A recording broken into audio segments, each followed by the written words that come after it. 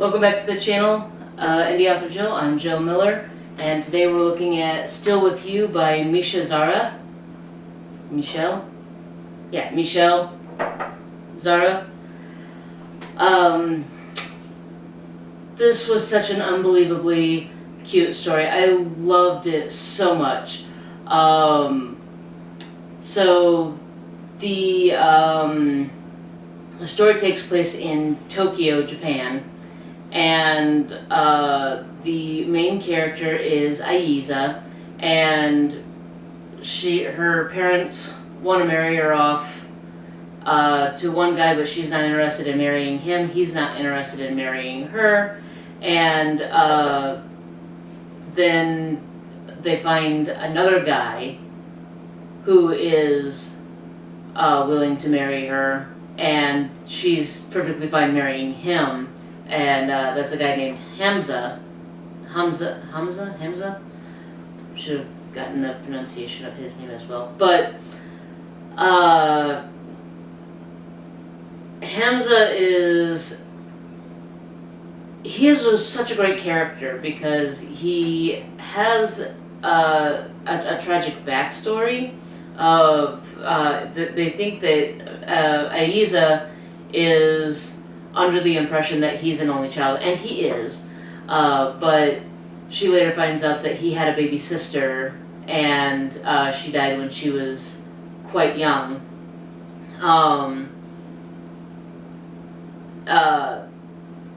My favorite character in the book is absolutely Musa. You don't get to see her a whole lot in the book, and she doesn't have big parts. But the one scene, my favorite scene, Musa's my favorite character because of my favorite scene. And what's great about this book is it's mostly from Ayeza's point of view.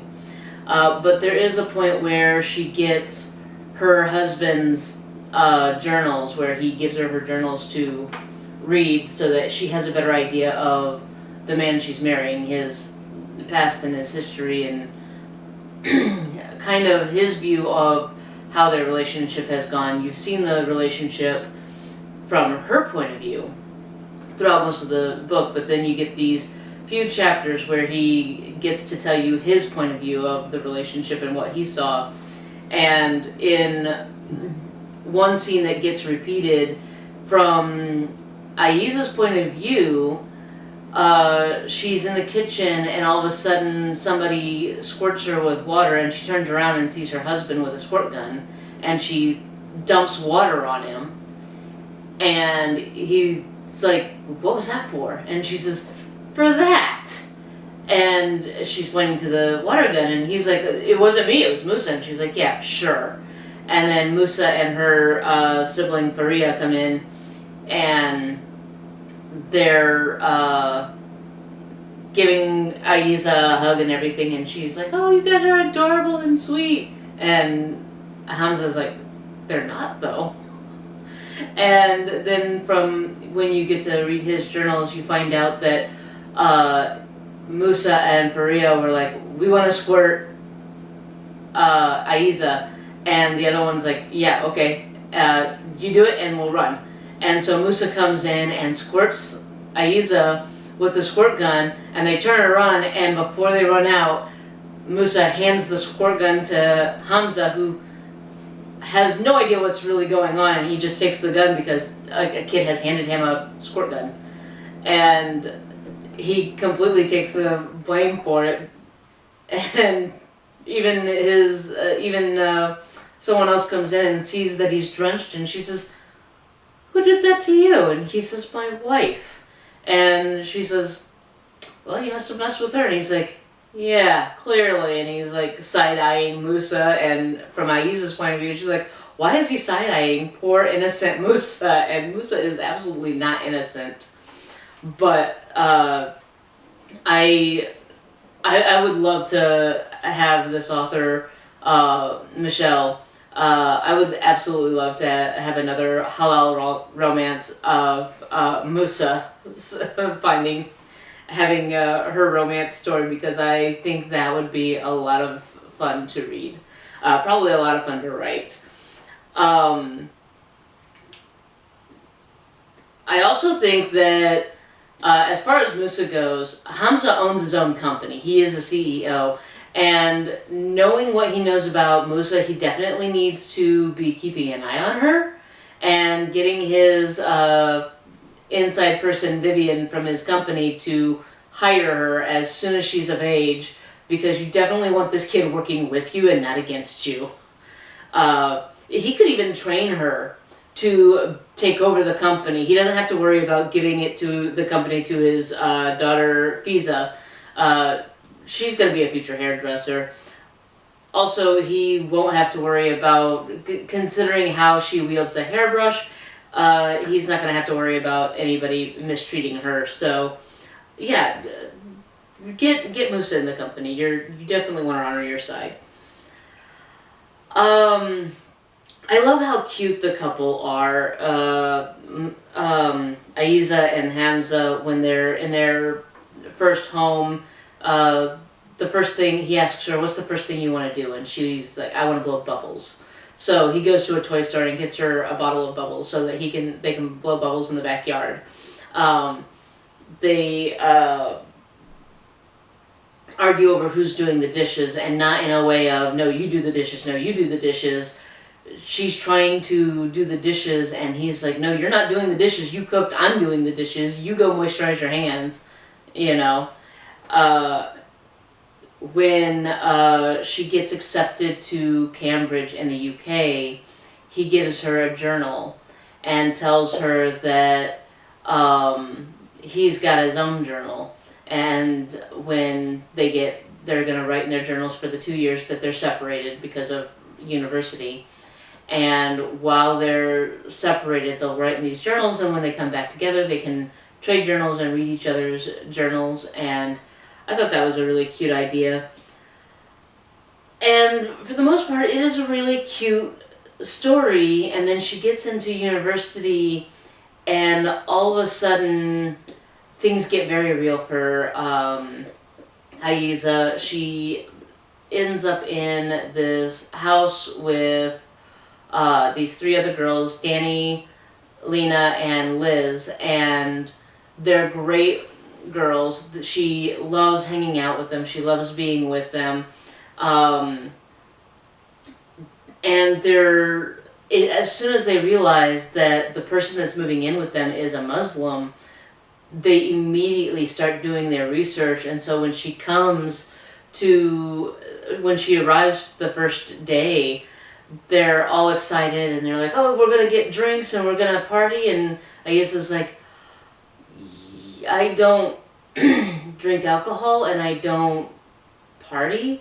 And they're like, yeah, the celebration is for you, the party is for us. We've got smoothies for you, and even if you were a partier, you probably wouldn't want to party tonight because you're probably jet lagged. So you can go up to your room and get settled in, get cleaned up, and rest, and we'll bring you a smoothie. We're going to be down here, and we'll have our party down here. That way we're not disturbing you. And they're just incredibly respectful towards her. And then the next morning, one of them has set their alarm for sunrise because they know that due to her faith, she will be up at sunrise to do her morning prayers. And so they get up at sunrise because they realize they've forgotten to let her know about how the kitchen is set up. So they get down to the kitchen, and she's looking around for things to prepare her meal, her breakfast. And the girl's like, whoa, stop. We have a separate cupboard with utensils that have never touched pork, so you don't have to worry about cross-contamination. We've got it all set up for you. But they're incredibly supportive and accommodating, and they go out of their way to be respectful to her. And Danny is incredibly excited that Alyea knows Spanish, and so the two of them can speak in Spanish back and forth. And she meets another girl at university, Lee, who speaks Japanese, and they quickly become friends. And what I love the most about this story is it is very much about Alyea and her faith as a Muslim.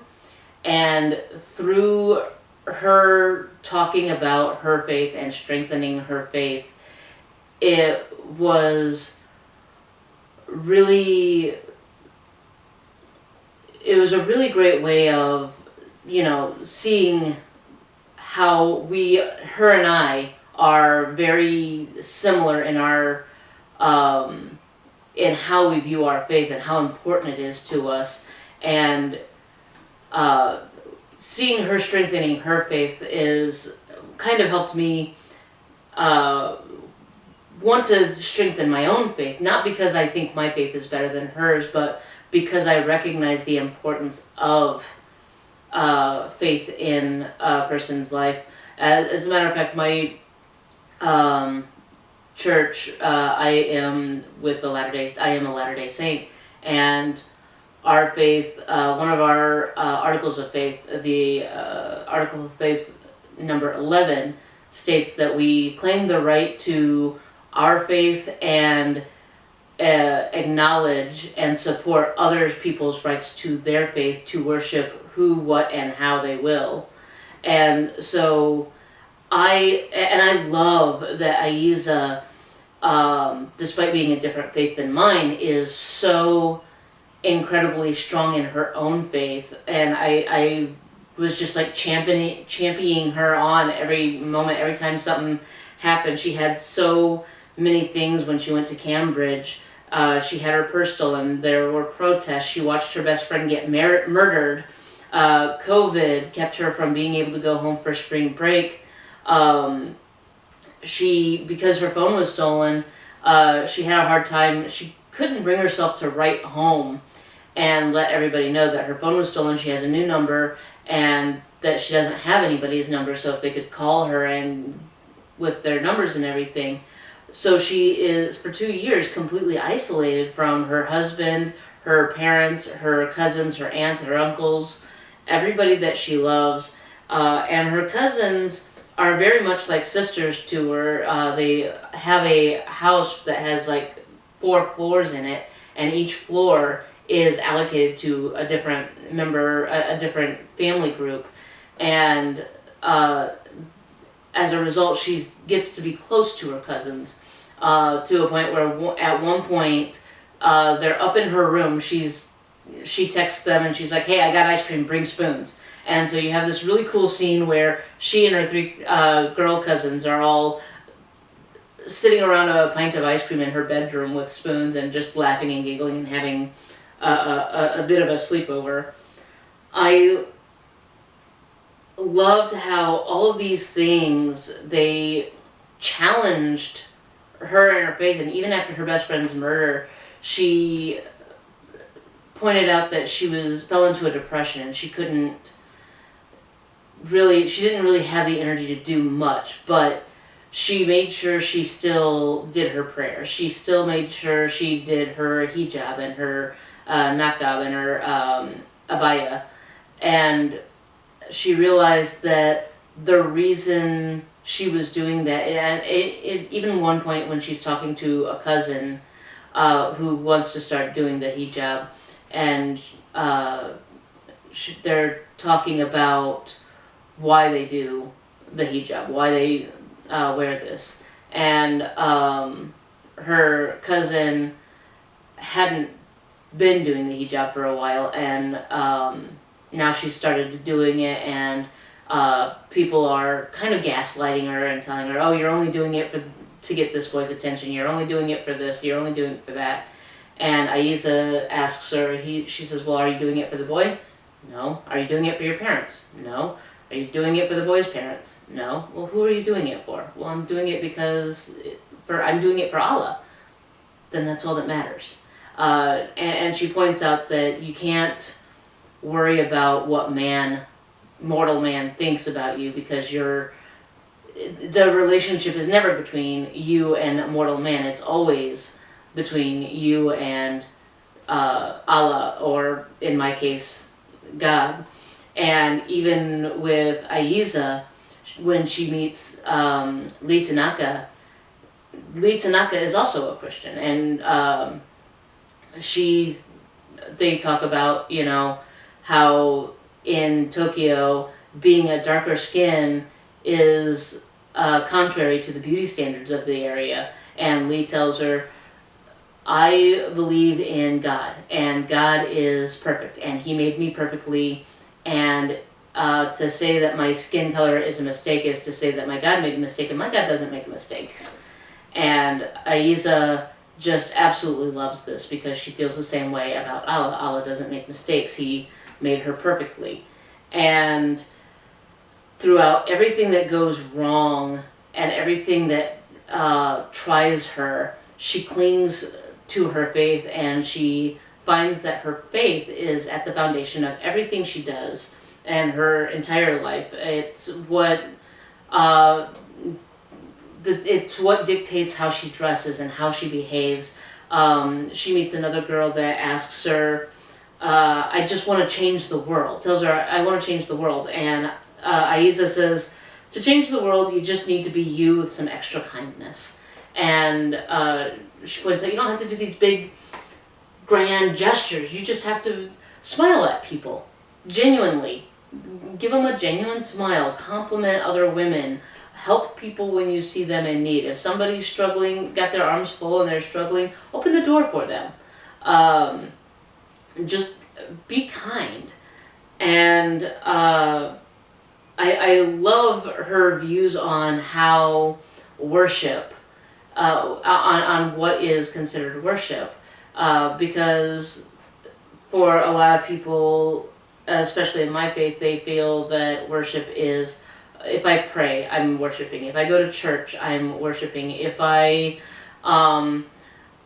go to the service projects sanctioned by the church, I'm worshiping. And Alyea takes it beyond that, that your entire life can be worship.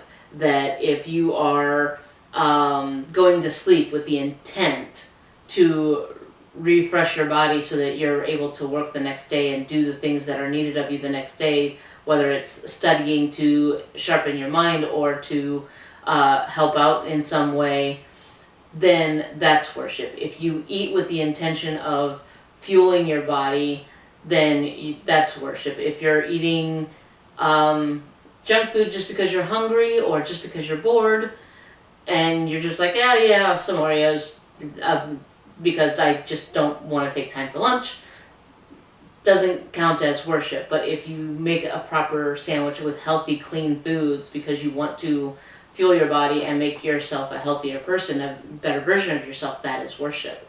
And I love the idea that she uses her life as a testament to her faith.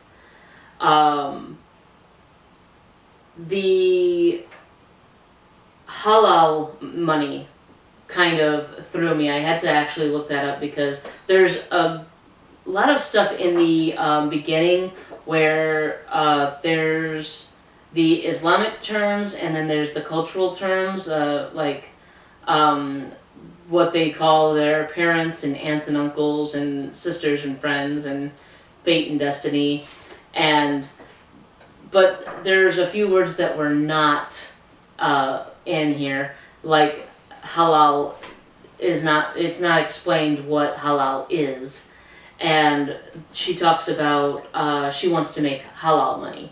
And she tells she's talking to her husband and finds out he's a CEO of a company, and she says, well, you don't have to work. Why do you go to work if you don't have to work? And he tells her, because I want to make halal money.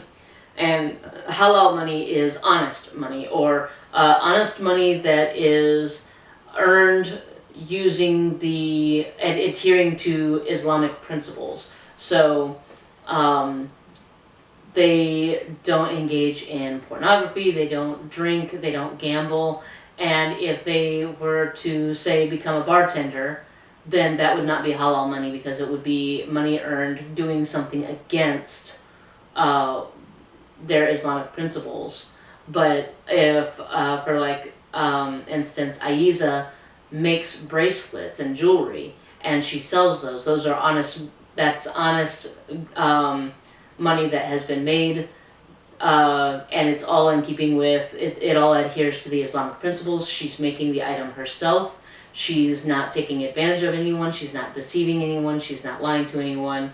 Nobody has to gamble to get the items. They just pay straight up. This is the money that it will cost for you to get this bracelet. Here's the bracelet. Here's the money. It's a very straight up way of doing things, like writing a book. Mishel Zara, this is not her only book. She has other books. She, I believe, her page says that she writes poetry as well, and I would love to see the poetry that she writes. If it's anything like this, it's definitely worth the read. I can't say enough about this book. I loved it so much. As usual, I will link the book down below, as well as a link to my book, but if you can only buy one book, then definitely buy this one. It's much better than my book, I promise you. It's just, like I said, it's great. I love Musa and her antics. Fiza wielding her hairbrush, the cousins figuring out how to come together in a sisterly bond, and really learning about these characters and learning about this faith and this culture was really, it was so much fun to get to know these characters and so interesting to learn about the culture. I absolutely loved it. Like I said, I can't say enough about it. So,